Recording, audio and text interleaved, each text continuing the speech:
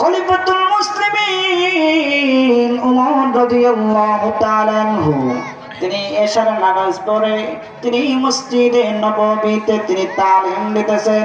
তখন নবীর সমস্ত সাহাবীরা উপস্থিত ছিলেন, সবাই সেই তালিমে বসলেন।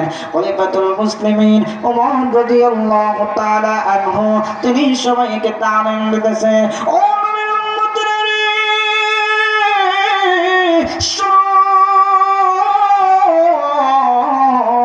ইত্তাকুল্লাহ ইত্তাকুল্লাহ ইত্তাকুল্লাহ, আল্লাহ তাআলাকে ভয় করো, আল্লাহ তাআলাকে ভয় করো, আল্লাহ তাআলাকে ভয় করো।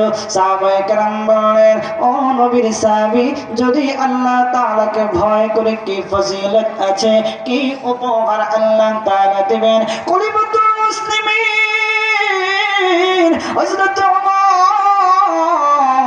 রাদিয়াল্লাহু তাআলা আনহু বললেন, ও নবীর উম্মতরা শোনো, কেউ যদি আমার আল্লাহ তাআলাকে ভয় করে নিজের জীবনটাকে গুনাহমুক্ত রাখে, তাহলে মহান আল্লাহ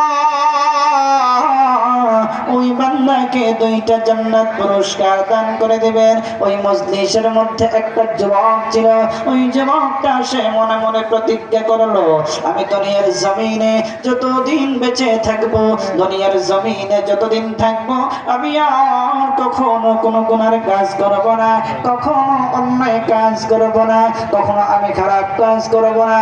এতে আমার জীবন যদি চলে যায় চলে যাক। আল্লাহর বান্দা যুবক মনে মনে প্রতিজ্ঞা করিয়া তালিম শেষ করিয়া বাড়ির উদ্দেশ্যে রওনা করলো। প্রতিমধ্যে দেখা যায় একটা মেয়ে তাকে প্রলোভন দেখায়া ঘরের ভিতরে নিয়ে গেল। মেয়েটা তাকে বলতেছে, রে যুবক, আমার মনের ভিতরে একটা আশা, আমি তোমার প্রতি দুর্বল, আমি তোমার প্রতি দুর্বল হয়ে আছি, দীর্ঘদিন যাবত আমি তোমাকে ভুল করতেছি। ওরে যুবক, তুমি আমার মনের খায়েশটা পূরণ করো, তুমি আমার মনের খায়েশ পূরণ করতে হবে। যতক্ষণ পর্যন্ত তুমি মনের খায়েশ পূরণ